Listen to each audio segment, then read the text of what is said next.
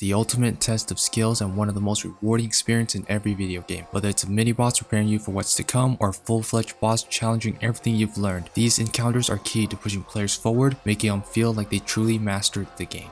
Hey everyone, I'm YuKo Millennia and welcome back to another devlog for Project Wanderer, my Souls-like action RPG that bridges the gap between fast-paced action games and challenging Soulsborne mechanics.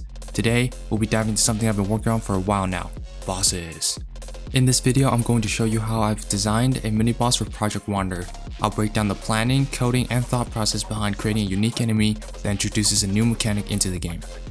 Before we dive in, let's talk about the differences between a mini-boss and a full boss. Mini-bosses are usually designed to introduce a new mechanic or push players to understand their character's limits, while a full boss is there to test all the skills you've built up over the game. A good example of this can be seen in Metal Gear Rising. In the early levels of MGR, you're able to get away with not parrying attacks.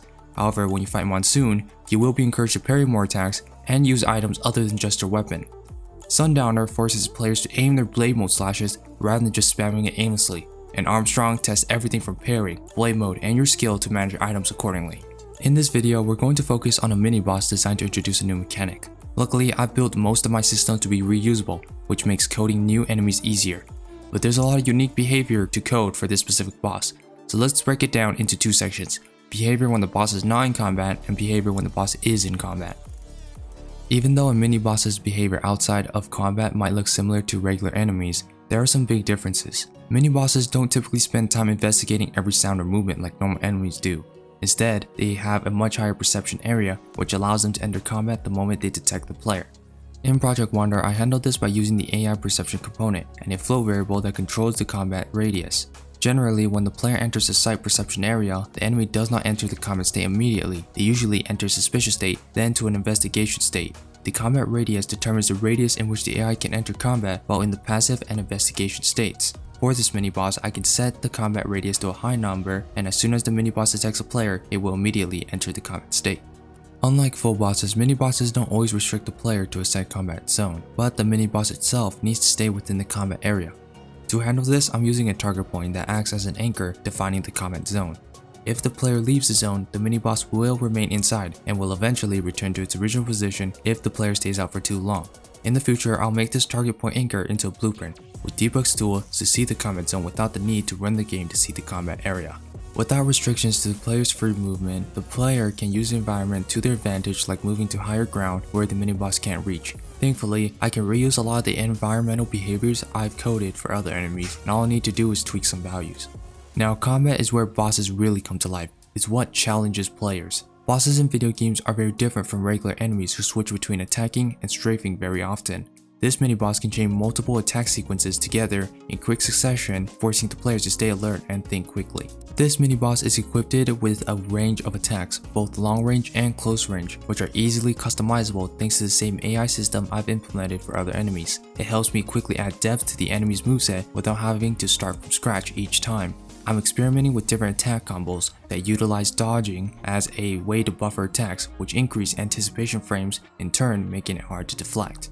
One key thing this mini-boss introduces for Project Wanderer is the concept of charged attacks. Charged attacks play a major role in how the player manages their Valor gauge. Previously, this was called aggravation. In short, the Valor system is a risk and reward system I've implemented when the player times a perfect deflection. Blocking a charged attack subs a huge chunk of Valor, while deflecting one grants more. But if you deflect a charged attack with a nearly full Valor gauge, it causes overload, resetting the gauge entirely. The current Valor system seems basic and boring, but I have plans for this system, which I'll share in the future as I continue to expand the game.